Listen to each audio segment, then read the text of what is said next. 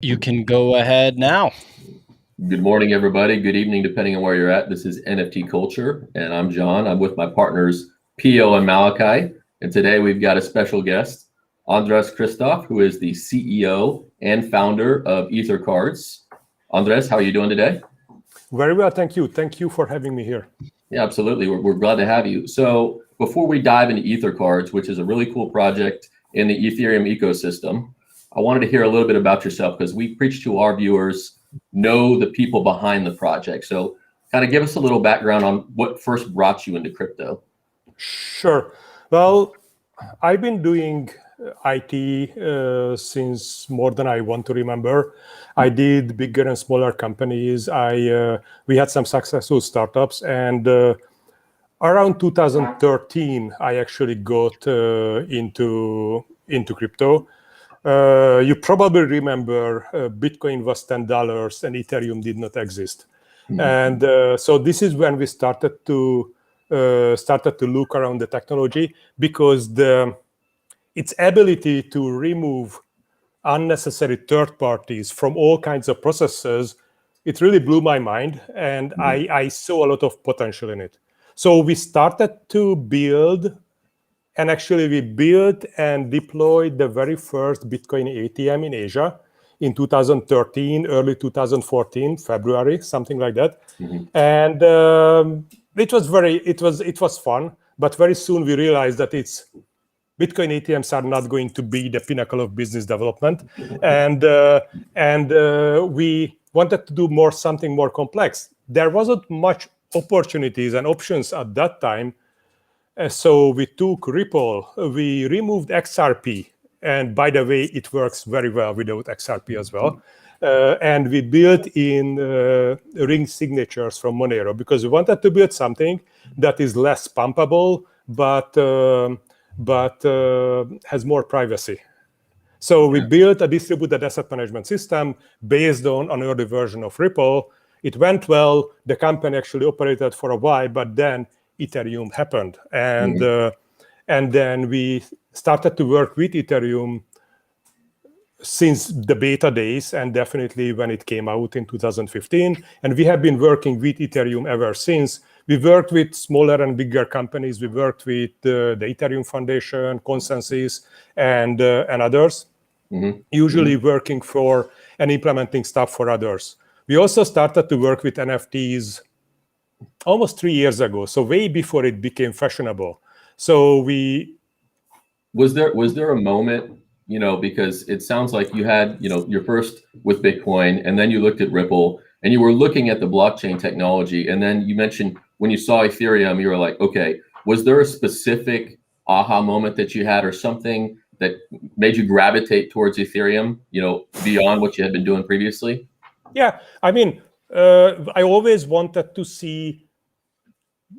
I had a lot of ideas what to implement on Ethereum, what to implement on blockchain, not Ethereum at that time. Yeah. But it was very difficult, because you had to copy and maintain the whole stack. You had to get your own miners and all that stuff. And then I saw this thing with Ethereum, which basically extracted all that away, and you only left with the small part, the smart contract. That is something that I really need, and we could actually use. So that was the aha moment. Okay. And so you had that moment, and then fast forward, you have this project EtherCards. Like, what did that journey look like? I mean, from the point of the aha moment, how many years, and what did that whole progress look like to get to the first launch of EtherCards? I know it's a really big question, but I just like to take me through that whole.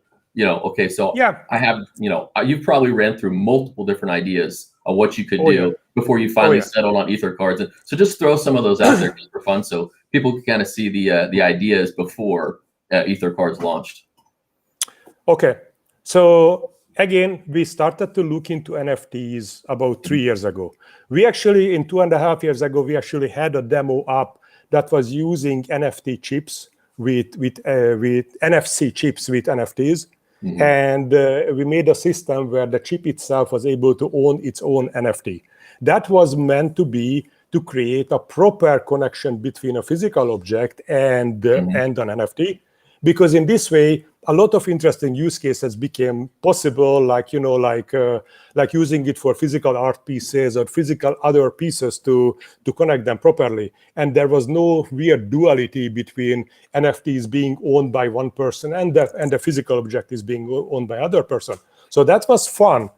And based on that, we started to see what other ways we can use NFTs other than putting a JPEG on it, because that was kind of getting old very, very quickly. So we did some ticketing system. We did, for example, we did the ticketing for DEF CON Osaka, the last DEF CON in 2019. Yeah. And we did some other fun things with NFTs. And eventually, when we were working on an educational project, that was for the Ethereum Foundation, to put certificates on the blockchain, partially using NFTs as well.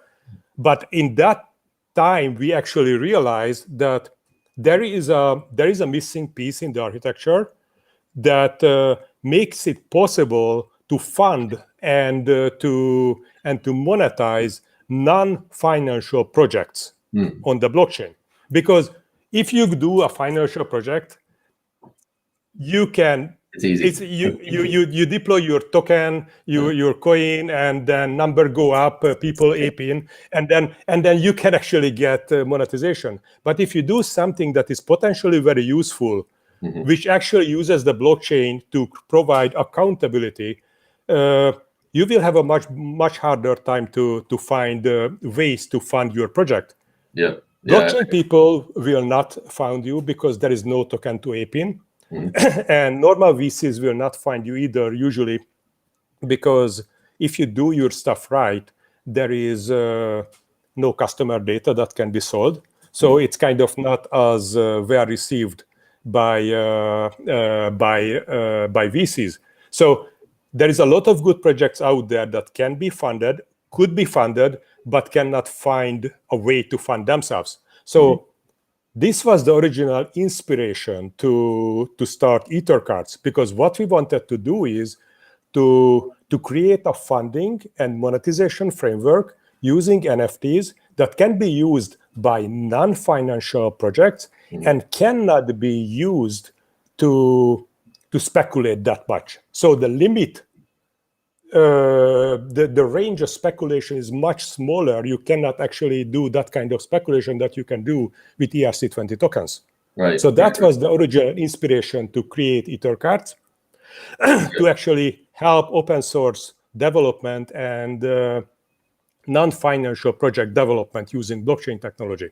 Okay. But as we implemented it, the scope became bigger, and it became a generic community management, community engagement tool.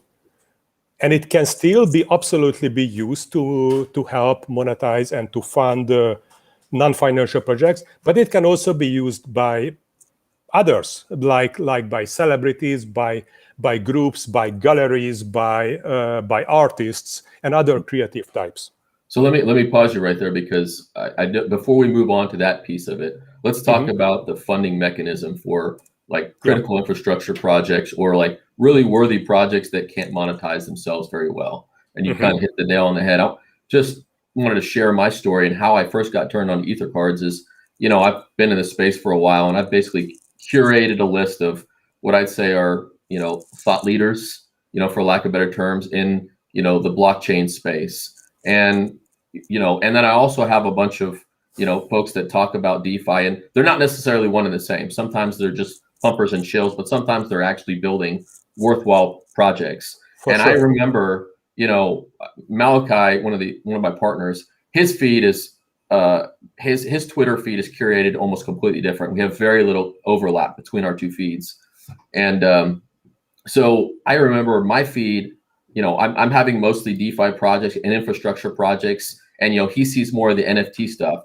But your project came up on my feed, which I thought was interesting, because that meant you were having people that were thought leaders in the Ethereum space promote EtherCards, which is what first got me to start looking at the project. And so these guys generally don't promote projects that are going to bust, or that they don't have the the smart contract as much risk, and it's more like infrastructure type development for the betterment of the ecosystem, which I thought was really interesting because I went to your website and I saw the NFTs, and so I talked to Malachi about it, and I'm like, hey, have you seen this project? He's like, no, it didn't register on my side. So you guys were really appealing to, I think, the infrastructure, the betterment of the Ethereum space community. And so of course I went to try to get involved in some of your early launch, and you guys got priced. I got priced out really quickly because there was a lot of enthusiasm. It's okay. There was a lot of enthusiasm. So which is why I wanted to bring you on and kind of spend a minute more talking about that, because I think it's a real struggle for people in the space that are building good. You have to really rely on the grants, the Gitcoin grants and others to fund. And you guys are a great alternative. And so, if you have any more thoughts on that, I just want to spend some more time, because I think there's going to be some projects tuning in, saying, is this an option for me to actually, fund? Yeah. No. So let me give you an example how it is possible to fund a generic, let's say, service-based open source project. Perfect. Let's take, for example, a VPN. Mm-hmm. I know that there are great projects, but just as an example for this, open source distributed VPN using blockchain to find the different peers and maybe to deal with the payments as well. You want to build this project and you say, all right, I want to deal with this project. I'm going to need, this much money for this. So I'm going to sell these 100 cards, and these cards will have a special trait on them. This special trait will enable the owners of these cards to get an infinite 50% discount when using the service. So basically, you pre-sell your service, and people who wants to help you to create this service, they will buy one of these cards. So now they have an NFT, which may have a great piece of art on it, but more importantly, it has one or more traits on it, which will become very useful once your system comes online. So let's say you build your distributed VPN. Now you have your VPN. So people with these cards find themselves in a very great position. They have a card, and if they want to use your service, they have a forever 50% discount, which is great. But also, when they don't want to use the VPN for any reasons, they can sell this card on the open market, because this is an NFT. So whoever buys that card can actually enjoy the 50% discount. So this was the funding parts. Based on your project, you will run it differently, but this is the fundamental idea, that you give significant benefits for people who trust you and believe you at the beginning. Okay. But now you have a service, and you won't be able to offer 50% discounts anymore. So you've got a limited amount out, and that you can honor, but no more. So what you do now, you can issue cards that says, for example, this is the card. With this card, you can use the service for 3 months or for 5 months, and you get a 5% discount or other similar but much lower benefits.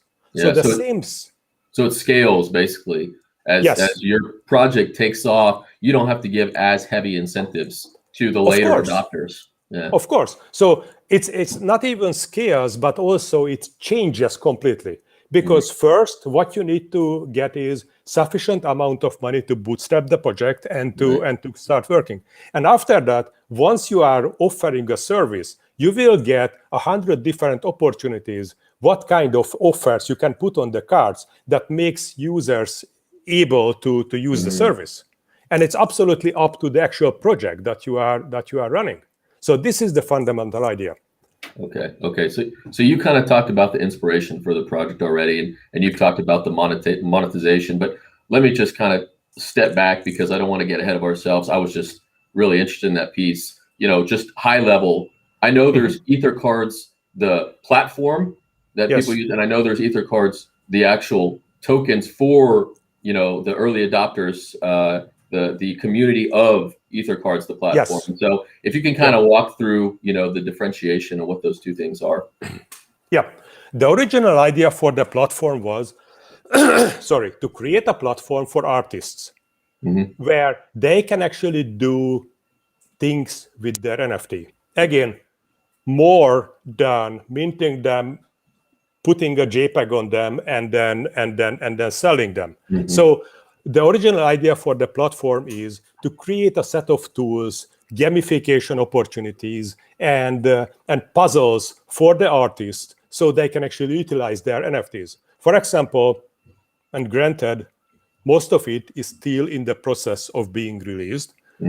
For example, the artist will be able to create a set of cards with different layers, and they could create a combinatory art, and they can even sell it in blind bags. So they set up the cards, they set up the rarity of each part, and then the system will generate the blind bags for them, which can be sold either on their platform or on ours. So people buy the cards, they get the blind bags, and the artist gets the money for it. Or, for example, they can set up puzzles. For example, they can require the users to find 3, 4, 5, or more different NFTs, specific NFTs, which they have to put on a page, like completing a puzzle. And once they do that, those NFTs gets burned, and they will receive a price for it. For example, a much more rare or scarce NFT. Okay. So say you're an artist, and you've got a following, and you're trying to basically increase engagement, and you're getting ready to start, selling pieces and monetizing your work. This is when you would reach out to yourself and your team members and talk about using EtherCards as a platform, right? Yes, and or this is what you will be able to do. I don't want to overpromise, but it looks like it's going to happen in September, where the first version of the self-service platform will be released. So you can actually come to our site and start building your own project without having to do programming at all. Wow. And the other thing is, it doesn't stop here, because as an artist, you can decide to give away traits on your pieces of art. For example, traits could be for let's say on pieces that are higher value, you can put a trait that lets the owner of the card talk to you directly, and you can respond. But this channel only exists as long as somebody owns the card. When they sell the card, they can't talk to anyone. So if they want to keep talking to you, they need to keep the card. Very similarly, there are traits that lets you commit, let's say, 30 minutes of your time. So somebody can burn that trait and summon you for 30 minutes for a conversation like this. So they can pitch their project, they can ask questions about your art, they can do whatever they would like. Basically, this is a token, a time token, that lets the owner summon you for 30 minutes. Yeah, that's pretty incredible. On this channel, we have a lot of artists that we interface with. That's really where we started, and that's where we really focus promoting artists and getting to know the artists and the drops, and engaging with the community around their drops. But we've also, I think, over the last couple of months, seen a big flurry in like these avatar projects that you've probably seen, that they're all derivatives of CryptoPunks, right? Yes. And the next evolution for those guys we've been talking about is the market kind of moves in the cycles. Is, now what does the avatar do beyond just being the JPEG, right? Because there's only so many avatars that can derive value from being a JPEG, and the utility piece comes in. So then you have these whole teams form around trying to figure out function and utility. They have to have the background, the coding, and what you're saying is that pretty soon it's going to be like an explosion of potential projects thanks to your platform. Wow. Yes. Wow. Yes, that's the plan. Because in many ways, I do think that that creating a set of avatars should not be enough anymore. You need to do something more. You need to do something either more useful or really outstandingly beautiful to make a difference in this space. So, in some ways, I want to make creating avatar projects almost zero effort. Yeah. Because I think we need to move past this phase, and we need to get to a place where NFTs can actually be made really, really useful. Okay, so you guys have this platform that's basically going to be zero friction, simple to use for people to, entertainers, artists, to create, utility focused engagement mechanisms. I guess the prototype for that was your own platform, and I'm not really sure. I did a little bit of research, and so if anybody in the comments, please don't hold me to this, but I'm not really sure I saw any utility focused NFTs before you guys. I'm pretty sure you were the first ones, if I'm not mistaken. Yeah, I think so as well. Yeah. So you prototyped this concept on your own platform. So walk me through how that was, the whole process of the launch, and what was that like for you guys? You mean the launch itself, or the process before? The process before. I'm talking about, you guys went out and you had to find the artists to actually create the cards, and then you had to think about all the various utility mechanisms, and how did it, the expectations range out? But just kind of walk through that process. Yeah.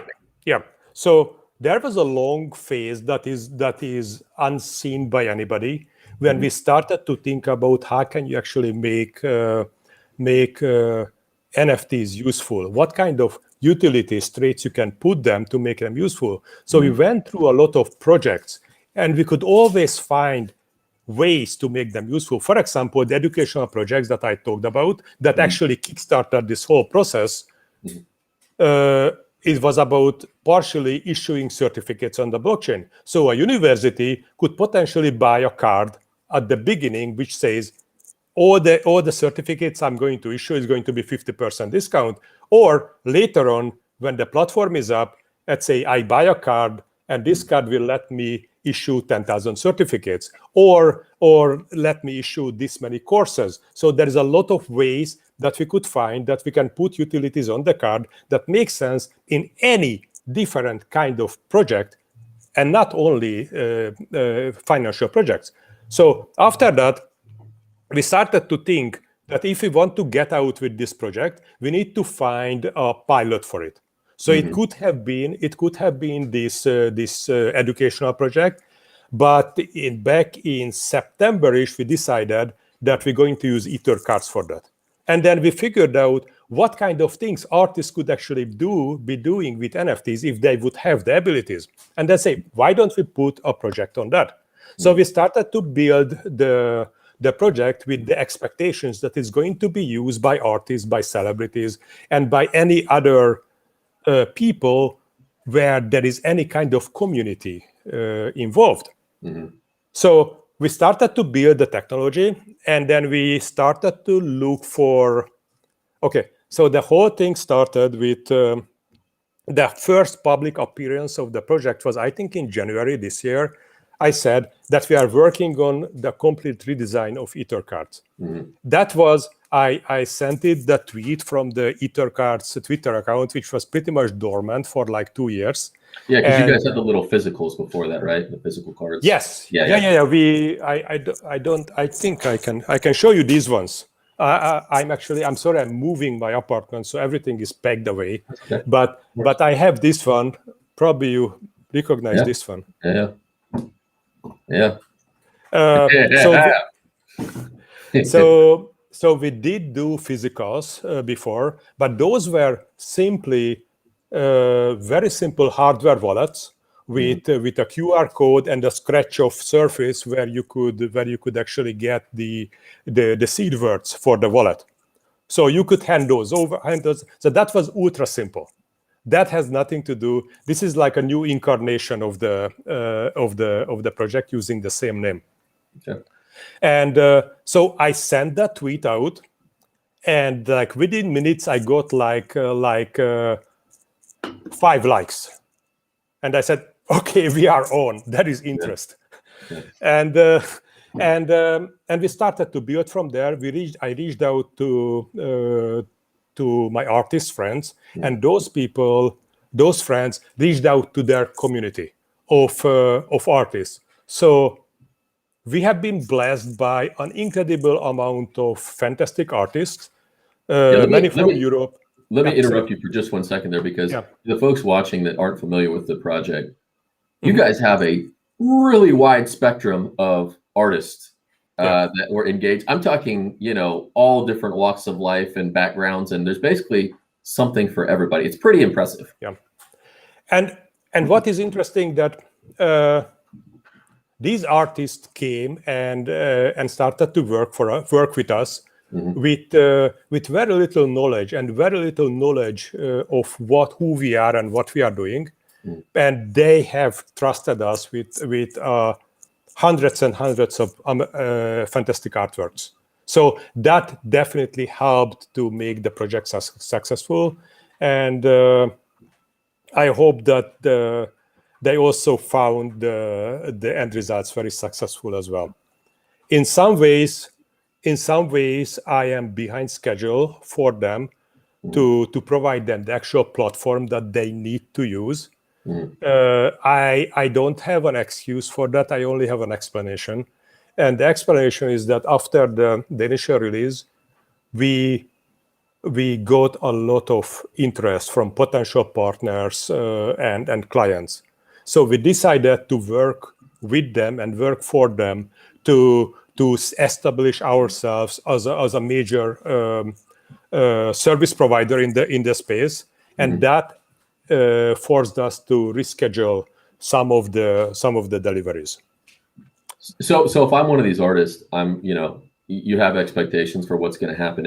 It gets pushed out a little bit, but if you're thinking long term, as your platform grows and as the fame and the accolades to the platform grow, the early artists that were selected on the platform, hopefully they can see the value that's going to be generated for them.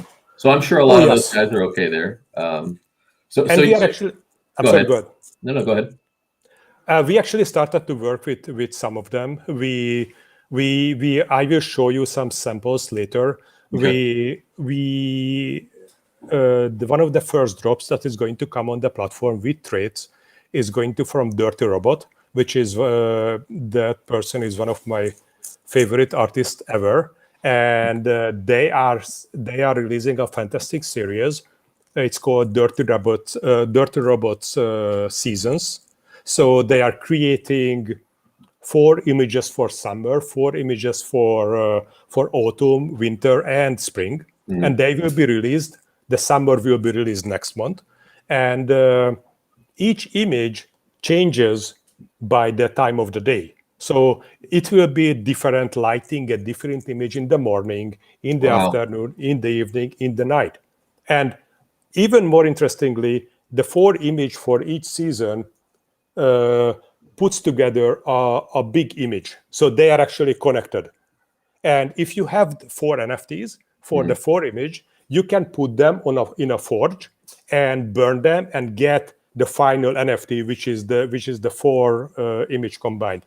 So I'm going to make you explain the forge a little bit later, but go ahead. Sure.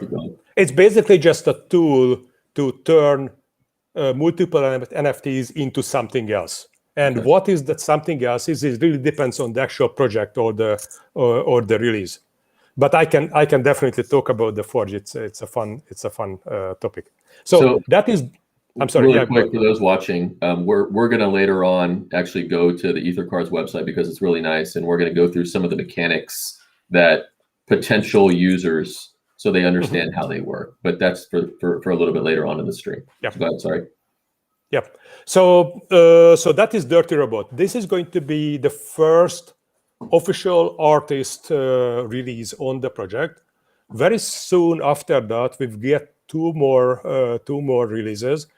One is about it's two artists who are very well known in their circles. They technically single-handedly created the sci-fi and fantasy art in Central Europe back in the 90s. So 2 veterans who went on then to do Magic the Gathering cards, to Hearthstone cards, and all big ticket projects.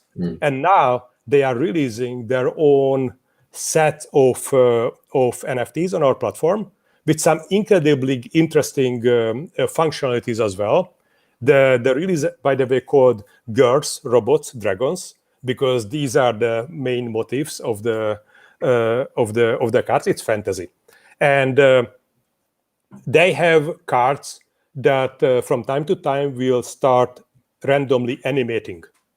And if you can catch them animating, you can actually freeze them in a phase when they keep animating. But if you don't catch them in time, they will go back to static. And also they have cards that have layers on them, and you will be able to combine those layers and create some perfect cards. Wow, that's one of the things we talked about on here. Where the artist creates the original piece, and then the owner of the art has the ability to inject their own personality into it, and sounds like that's what they're doing here. Yeah, and also they are putting traits on the cards. So some of the cards you will be able to book 30 minutes for with them. So if you are a budding artist, you want some experienced people who look at you or give you advice, you can actually book 30 minutes of their time and talk with them. Or in other cases, the cards will have, NFTs will have redeem traits. The redeem trait will work in the way, if you click on it, you will be taken to a website where you can put in your shipping address and name, and a physical form of the art on the card will be shipped to you, signed by the artists. Wow. And once you use that trait, it will burn. So it can be used only once, of course. That's really cool. And so let's just say that I'm an artist and I don't have a community or following yet. Is EtherCards somewhere? I mean, can they go to your Discord or Twitter or interface with you guys, or is it more of you need to be a little bit more further along in your community development where you need to actually have a bit of a following before they come to you? I mean, how difficult is it for a brand new artist or an artist with a smaller following to actually get EtherCards to support them? I understand you're going to create the frictionless platform in the future, but as of today, if I'm one of the artists that's watching this stream and I like the idea of this, can I reach out to you? How difficult? Yes. The 100 artists you guys have for the initial EtherCards drops. I mean, they're in. So there's that's a lot of artists that are looking to use the platform. I mean, that's a long line. Can these guys, can they get in and is that still possible? Yes, it is possible. And also very important that we are not trying to build a marketplace. We are not trying to connect these artists to our platform. The way we say to everybody that what we are building is a platform as a service. For example, our current clients like LaMelo Ball, the basketball player who became Rookie of the Year this year, the NFTs we created and the system and everything we created for him, it is on lameloball.io. It is not on EtherCards. So what we do, we let you take the limelight, and we let you have the platform for yourself. We don't want to tie you to us. Okay. We work in the background, and we provide you with the technology and with the support. But it could be your site. It's going to be your platform where these cards will be issued. Okay.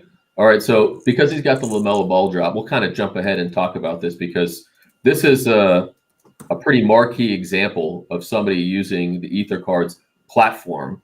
And I just want to talk to you about how that happened. Did they reach out to you and then, maybe you could flesh out how much hand-holding was there with Playground Studios to actually make that happen? How much support did you actually have to provide? It is, if you are, and I think you are familiar with software development, when you are building a new framework, when you are building a new platform, the first instances always require a lot of hand-holding. It's inevitable, and this is normal. And what we need to get into as we deploy the self-service platform and as we get the experience from the clients to make it more and more seamless. Yes, at the beginning, it was a lot of hand-holding, but it was expected. This is how you start a framework. Okay. So this kind of segues into the other piece of that, and that's the EtherCards as the actual token and the actual drop. And I think, if I'm not misstating, and you can tell me if I am, but I think your hope was that the cards would land into artists and entertainers and in other people's hands that wanted to actually use the platform instead of just speculators, right? That were just, they saw it and they like, hey, I want to go buy it. Yep. I want to ask you a tough question. Did that turn out the way that you had hoped it would turn out? Did you end up with a bunch of speculators that, were saying, hey, I want my OpenSea card to go up in value? I mean, what was kind of the split, and were you happy with the results of the way the cards dropped, or you think it could have been done better? I'm pretty sure it could have been done better. Of course, always it could be done better. We did learn a lot from it, and next time I would do a little bit differently. But and also, with all honesty, the beginning was very stressful. Yeah, always is. But we ended up with a community right now, which is incredibly supportive and very active. We've got people already contributed everything from code, from data mining of the card and building systems around it, to building stories, fanfic about what can be done with the cards. And we actually legit hired people from the community to help us with the implementation. And we are actually going to go ahead with a community reward system to help us to implement some of the parts of the technology. Oh, that's awesome. So I'm incredibly pleased and infinitely grateful for the community that we have now. So I have to ask the question. The Lamello Playground Studios, they used your platform, and obviously I know one of the traits of your cards is getting discounts to use the platform for y'all's support in terms of the cost to execute. Did they actually have an EtherCard to utilize, or did they just reach out and say, hey, we want your help, and standard, just kind of Right now they did reach out to us. They did reach out to us through our partners Chainlink. Okay. So we have a very tight and very beneficial partnership with Chainlink, and they are helping us a lot in this regard as well.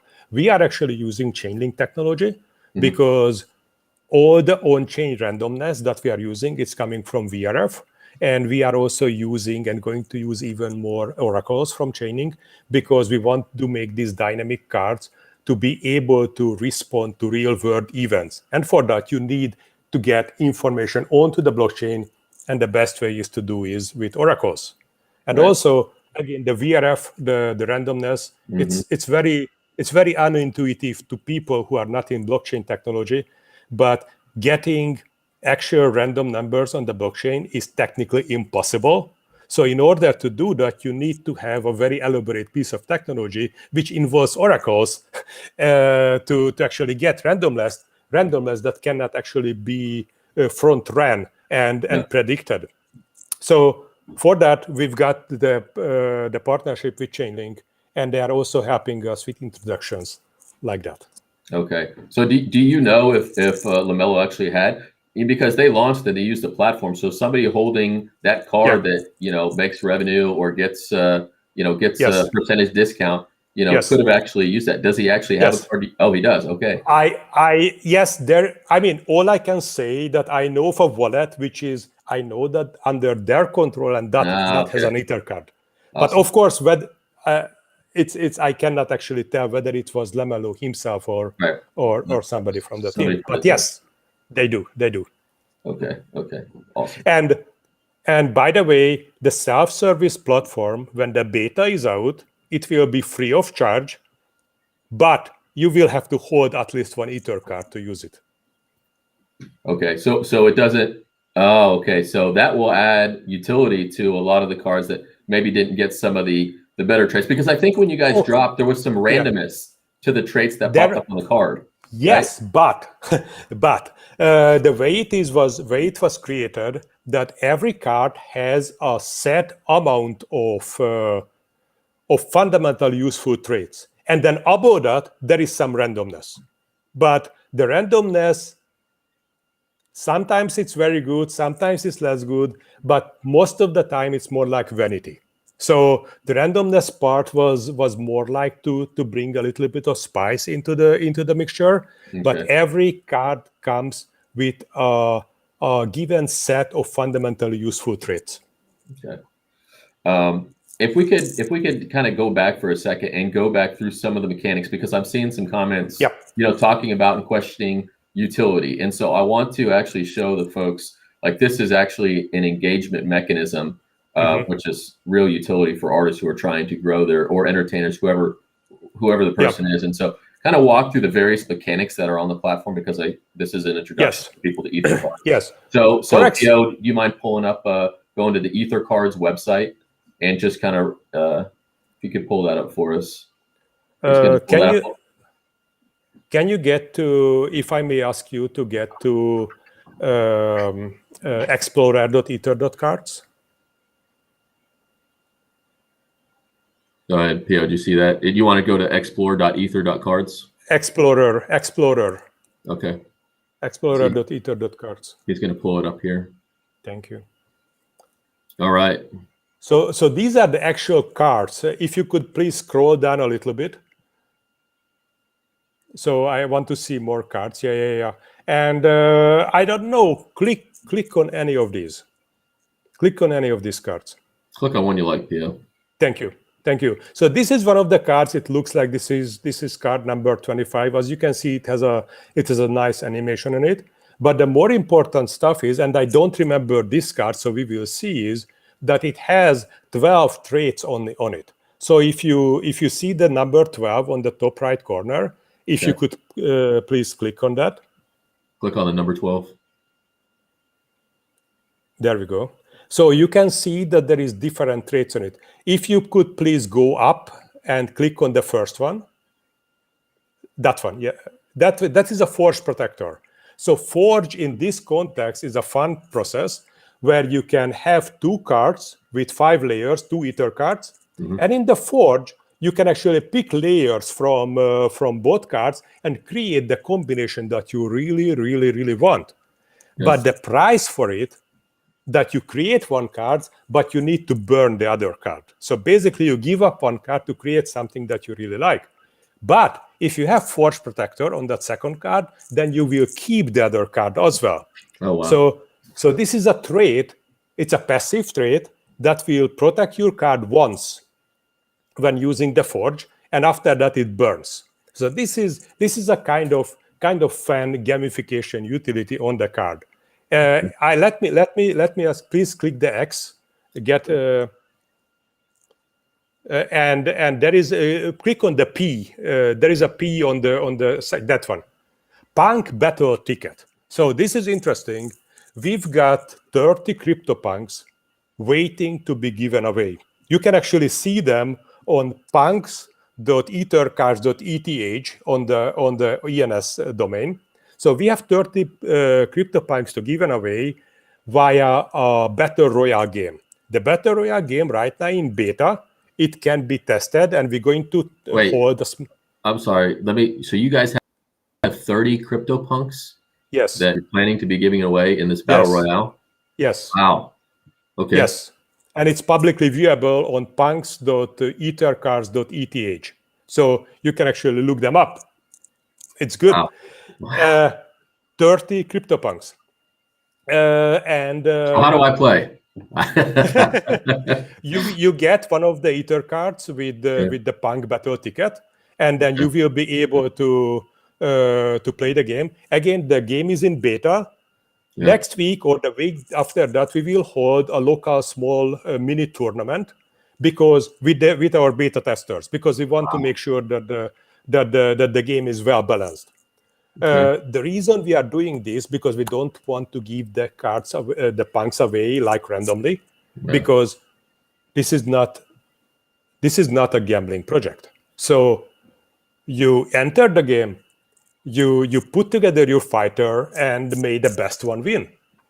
So this is, and I will show you the layers that I mentioned on the before. If you please go on the card into the middle.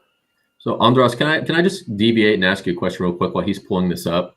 This is and that one, yes, that one. Please turn it around. Thank you. I will show it to you later.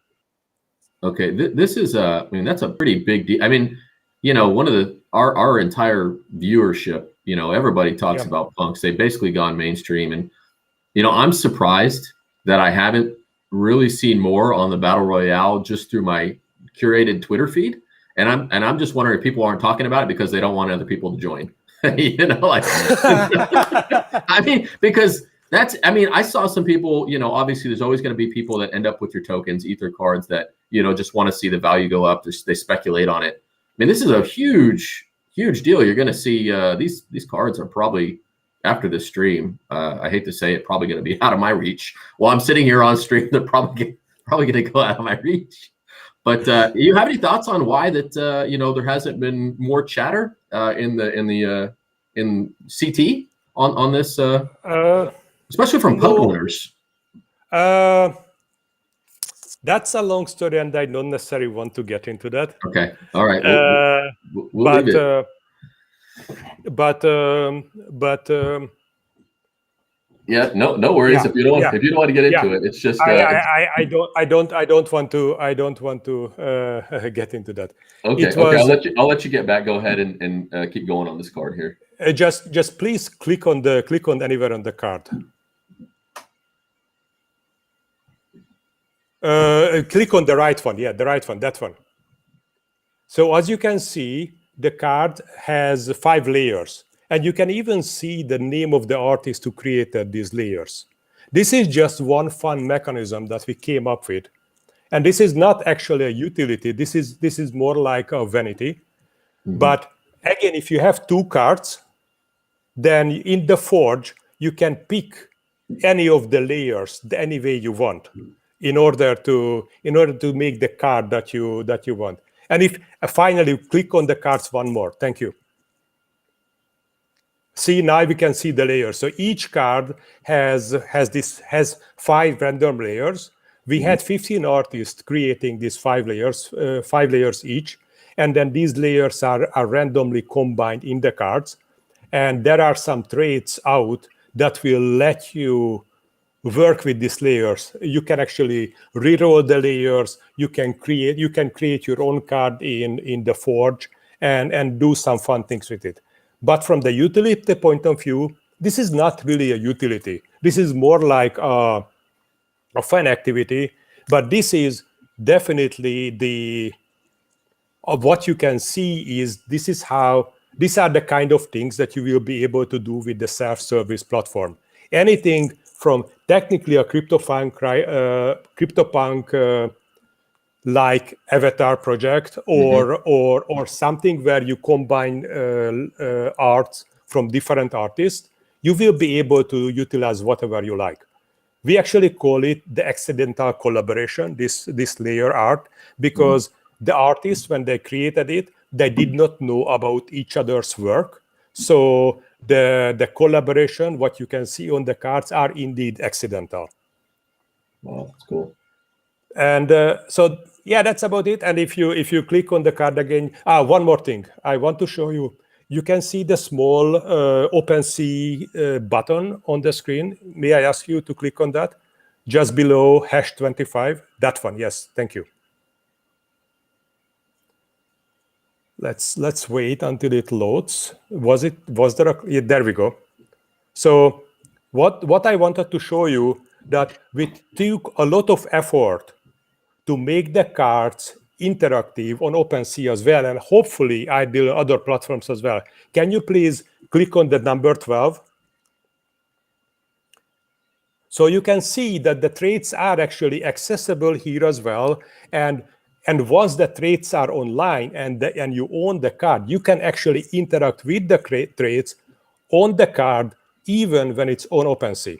One more thing, please click the X. Click the X and just click on the middle of the card. So you can see it still works on OpenSea as well. The layers are there. The card is turning around. So the interactivity is there. And you can click again to turn it back.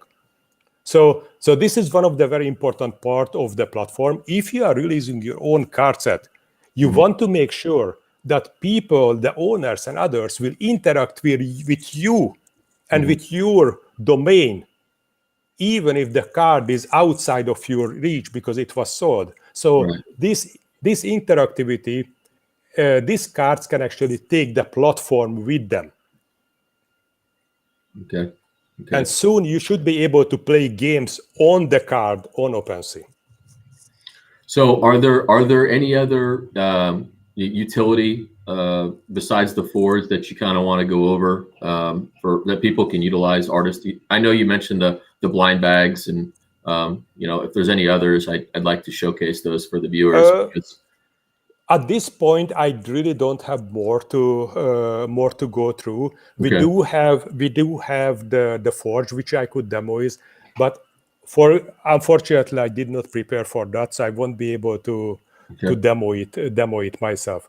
It's more like the traits on the card that can be issued based on the use case. For example, an artist or a musician can issue traits that lets the user to join like a short online jam, which is private jam, or a very limited amount of people, or get a discount in the merch store, or get a discounted ticket or a VIP ticket upgrade when they go to the concert of the musician, or actually talk with the person directly if they get one of those cards with that particular trait.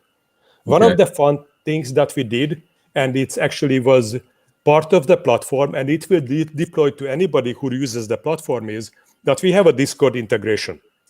So you can easily set up Discord groups and channels where it is automatically required to have a particular NFT, a particular type of NFT, or a particular NFT with the particular trait to join the group.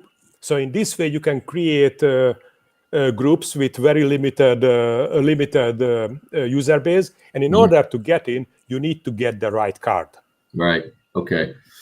All right. So I don't know if Mal, my partner, wants to hop back on, because I kind of wanted to put you on the spot. So everybody, I'm totally putting him on the spot. He's not prepared for this. So NFT culture, we have a pretty good following, and we've got Discord and we've got Twitter. And, if we wanted to get more engaged, one of the things that we've kind of thrown around was the idea of maybe, having a token that gives access to some additional features or functionalities inside the ecosystem.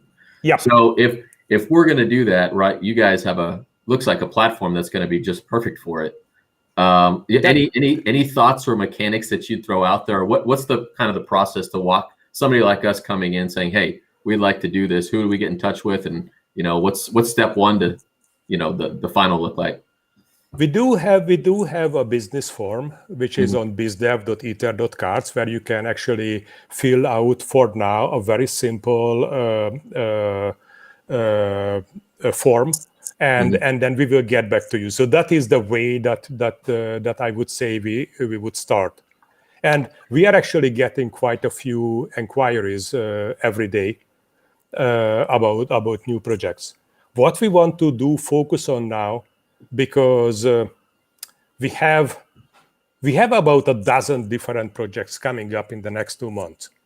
So we need to focus on delivering those, and part of it is also delivering the platform, delivering the self-service platform and the platform for the artist, which we have promised, and which we have to deliver above everything else.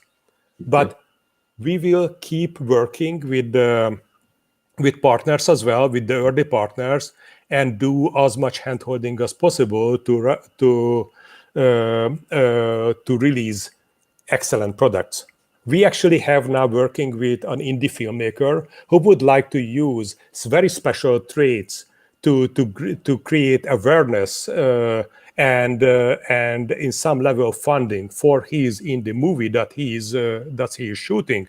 We are also working with musicians. We are working with artists and art galleries and sports people, as you know, to roll out set of utilizable NFTs that make sense for their community. Yeah, so and that's awesome, and we will probably go fill out that form to learn more. But I'm curious, once the platform is kind of up and running, so we're seeing a decentralization in everything, right? We're seeing it with media, we're seeing it everywhere. There's famous journalists that are now have their Substacks and their Patreons. There's the massive podcasts, etc. So. I suspect that as these micro communities continue to grow in the space, that platforms like yours are going to be incredibly powerful. Now, with that, is if the backlog continues to grow, at what point do you think you're going to be able to scale as new companies are coming in requesting this? Because this seems like a great feature, but there's going to be a lot of demand in the near future. The only way to get it done is to release the self-service platform as soon as possible. Yeah. There is no other way. In some ways, most of the platform is actually operational. We just had to focus on the features that were requested by the early partners, so we can actually deliver their projects. And unfortunately, this kind of took the focus from the self-service platform. So in some ways, it's a little bit of a self-inflicted wound, because the resources were used to deliver projects quickly, but that kind of delayed our own ability to create a platform where much more projects can be deployed. So the only way ahead is to make sure that the self-service platform is up and running and operational. In many ways, at the beginning, which is not unusual, we had a very tight amount of human resources. We didn't have enough people. Right now, I have been extremely lucky to stumble into a fantastic group of people who joined our team. And right now we have 25 people working on the project full-time. And they are helping us to release a lot of the parts that were delayed. For example, again, we are getting a battle royale up and running, and we can start our first tournament within 2 weeks with the beta group. So things are moving much faster now, and I'm incredibly grateful for that. That's awesome. That's great to hear. I know John has a few follow-up questions, but I'm excited to see what happens. So real quick, because we're talking about a self-service platform, I have to ask the question. Sure. Yes, it always comes up in basically every project. I mean, is there, with the state of mainnet right now, are you guys looking at any side chains? There's starting to be more and more, almost daily. They've got what now? Polygon, yes. XI, Ronin, Palms. There seems to be a new side chain that's EVM compatible that's launching. Are you guys looking at? Yes, we are looking at Polygon, and we are looking at Optimism, and we will see what else is out there. It is inevitable. It is really inevitable that we need to look into that, especially when we are talking about people who are the communities of this kind of artists who are not crypto savvy. For them, what is important, that they can be onboarded easily, they can start without a complex onboarding process, and they can pay with their credit cards. And if you are on Polygon, or if you are on any of the sidechains which supports that, you can actually issue NFTs that can be priced very low, because you don't have to pay an arm and a leg for the minting itself. So it is inevitable. We are deploying on Polygon first, for sure, and then we will look into that. But call me a starry-eyed idealist, but I'm still looking forward to the proof of stake deployment in the next 6 months. And after that, I think we can make final decisions whether we need to long-term look into a layer 2, or we can actually be productive and productive on layer 1. But we will need to see and wait. Yeah, that's a wait and see game. So I mean, that's some alpha right there, you guys. Polygon is the next target. It seems to be catching steam for NFT projects right now. And then you said yeah. optimism is the first layer two you guys would be looking at. I know there's Immutable X has got their platform out there now, and Arbitrum's getting ready to launch. Getting ready to launch. So we are looking. Okay, you're looking, but you're not. So I think right now they're whitelisted for Arbitrum. So right now you guys aren't doing anything there yet, but you're just looking. Okay. Yes. Yep. And we need to focus on the platform again, and we need to make sure that this almost a dozen projects that we actually have in the pipeline gets released in time, which makes my product manager panic almost every day. I'm sure. Okay. All right. So you kind of talked about the LaMelo Ball drop and some potential up and coming. And are there any other things that you can share in terms of new and upcoming projects? Maybe some other major drops that you can share? Yeah. There are a couple that is coming, starting with very soon, like within a week. Steve Aoki is dropping his new sets of NFTs on our platform, which is going to be a set of animations, because they made animations for Robot Chicken on Cartoon Network, and the NFTs will contain these animations and traits from EtherCards proper. If I'm allowed to share my screen, I can show you a couple of things that are coming up actually. Yeah, please do. Go ahead. Okay, let me just do that then. Yeah, that's a big one. That's a big drop. I know Malachi. I know he's gonna be excited to hear that. Let me just give me a sec. Let me just set this up. Sure. Okay. I'm going to go through a short list of incredibly fantastic projects that are coming up. Let me. Okay, how do I share my screen with this thing? I think if you just click the little icon that has the red share screen through it, yes. Okay, excellent. Yeah. That will do.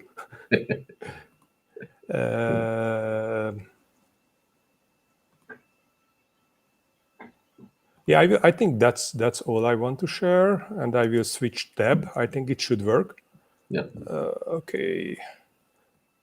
Let me know if you are seeing the Steve Aoki the presentation. Yes. Can you see it? Yes, I can. We can see it. Yes. Okay, I'm sorry. Let me see.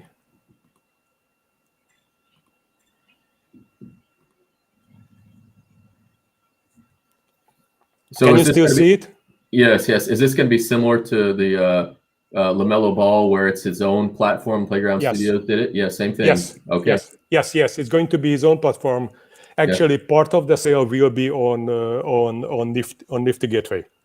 Wow, that's big. So Steve Aoki with EtherCards, with traits and dynamic NFTs, and then we've got an incredibly cool and exciting project with SushiSwap, which I cannot tell you more about, but I'm looking forward to being able to talk about it as soon as I can. But right now, this is just an unrelated image.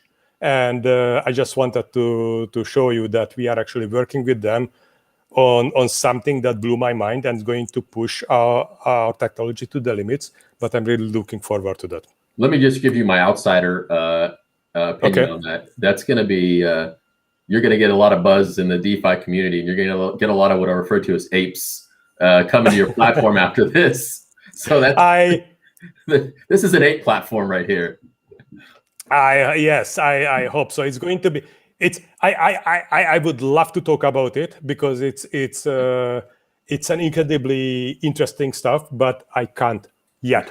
Okay. So right. we also did some cards for them for the HCC in Paris, but that was a separate project. We are also going to do monthly drops for the Ethereum name service, which is going to be incredibly, again, interesting. The NFTs will be free, but you will need to perform actions on ENS in order to qualify for you to get them.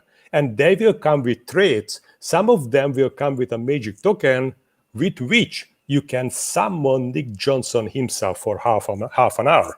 So this is going to be a lot of fun, and I'm looking forward to get this underway as well. This is so cool because ENS is such a critical project. This is awesome. Yeah. This is incredibly cool, and this is the place where I have to mention that the original OG founder of the original EtherCard was nobody else but Nick Johnson. Wow. So the next one is the Battle Royale that we are coming with. This is going to be a fairly simple card deck building game with an auto battle feature. So you don't need to be online. You build your fighter, you send it to battle, and the actual fight will be off sync, so you don't need to be online for this to play this game. One tournament will take a week or two because it's going to take a couple of rounds, but it will be worth it because there will be 30 CryptoPunks waiting for you on the other side. And this is actually one of the fighters created by our artist. So how is it going to? I mean, I don't know how much detail you can share, but how is it going to work? Is it so you send your fighter to go in and fight, and if he comes out alive, if you're one of the last 30 standing, you get a CryptoPunk. But I guess there's going to be various attributes to your fighter, and there's going to be an element of randomness and luck if your guys survive.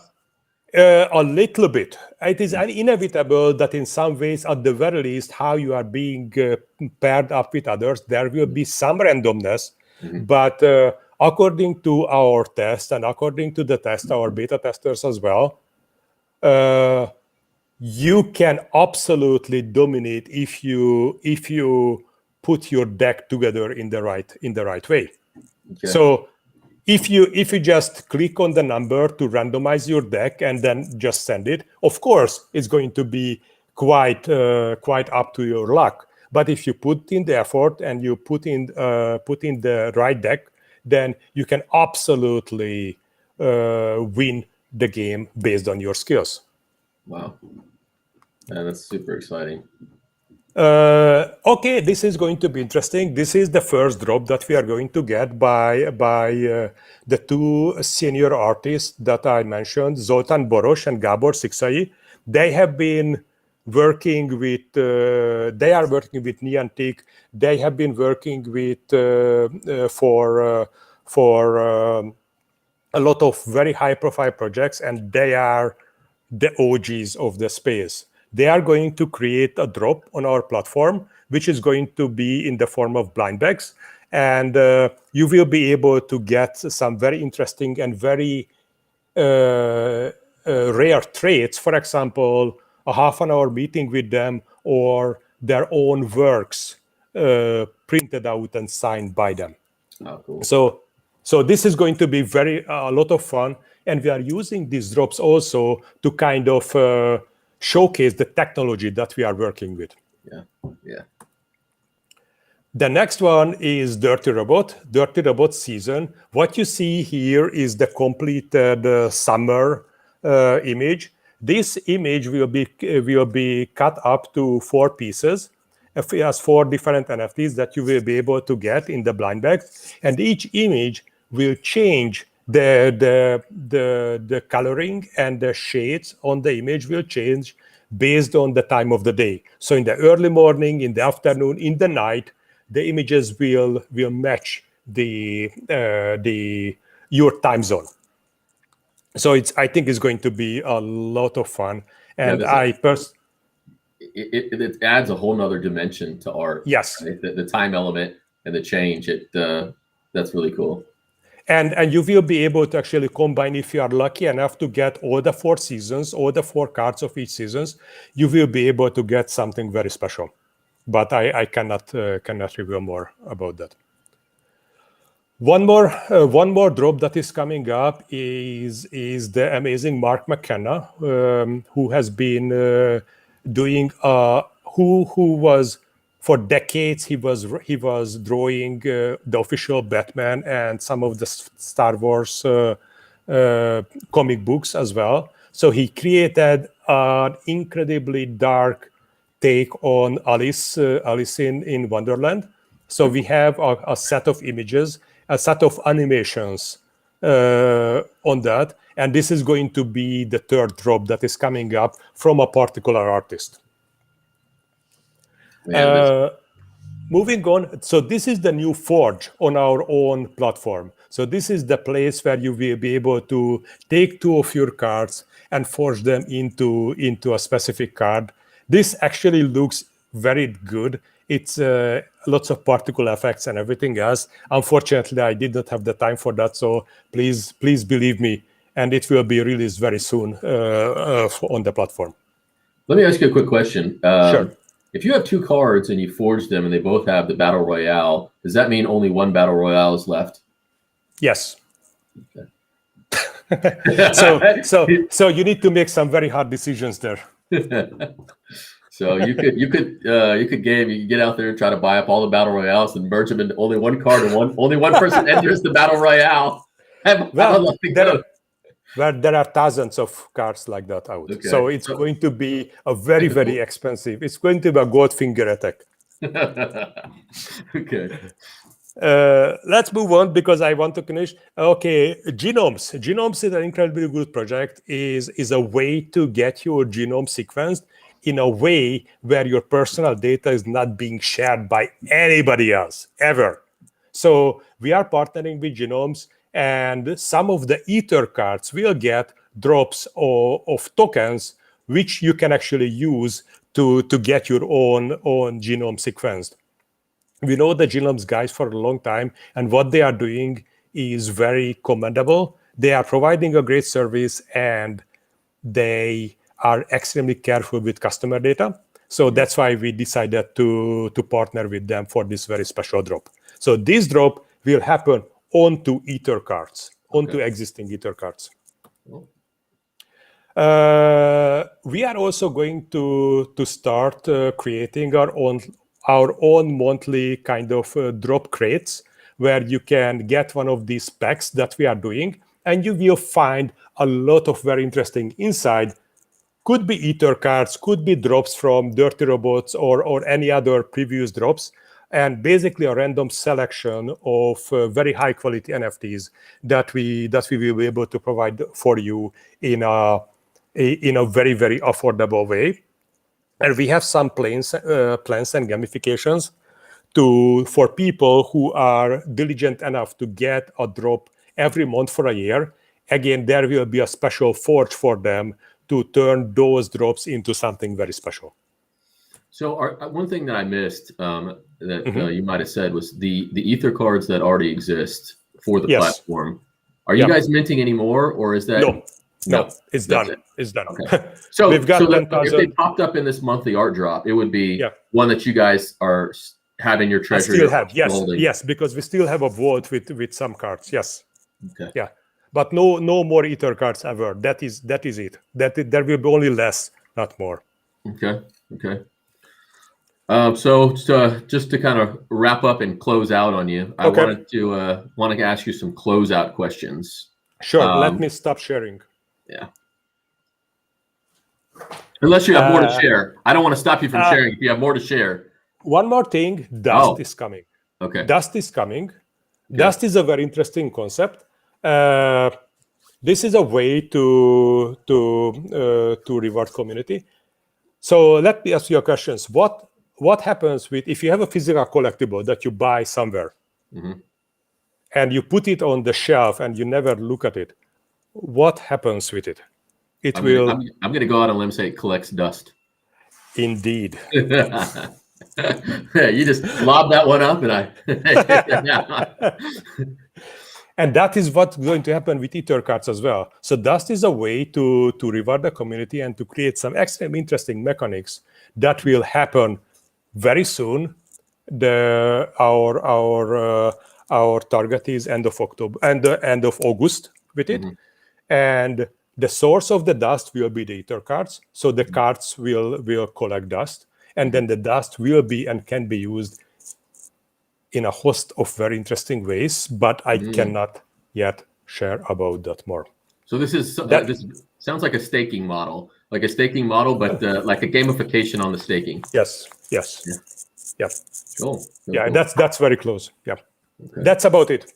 Okay. All right. So just close out questions for you. You're in an interesting space. When you meet new people, how do you explain what you do to them? I create dynamic digital collectibles. Dynamic. Okay. Okay. Other question for you is, go ahead. Or I say I'm in IT. Okay. There you go. That's easy too. So the other big buzzword that I'm interested in, I follow quite a bit, is DeFi. Do you engage at all in the DeFi ecosystem? Are you active at all? In some ways, yes. In a very modest ways, without taking much risks. Yeah. Frankly, between us, obviously nobody else hears this ever. I stopped using all kind of centralized services about a year ago. So everything I do now, I do in a decentralized way, which is very simple, probably buying and selling some tokens for my own enjoyment. But I quit and exited every single centralized system.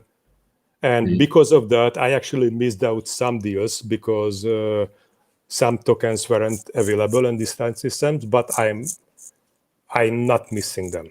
So DeFi, absolutely, I'm a user, but I'm a very careful and conservative user. Okay. Yeah, I have buddies that talk about the centralized exchanges, and I basically said if it doesn't list in DeFi, I don't even look at it. I don't care if I miss it. Same thing. Yeah. So the products that you do use, like you ever used Aave or Uniswap? Yes. Okay. Yes.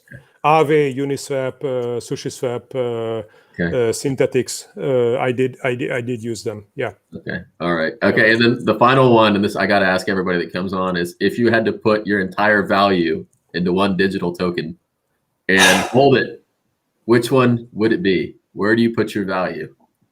This is a question which will never get you any friends. But I know. But in this case, right now, I would put it into Ethereum. All right. Because I feel that is where innovation is going on. But it is not a given and it's not fixed. It could be. We are very early. It could be that Ethereum is Alta Vista and Google doesn't exist yet in this space. But right now, it is Ethereum. All right. Okay.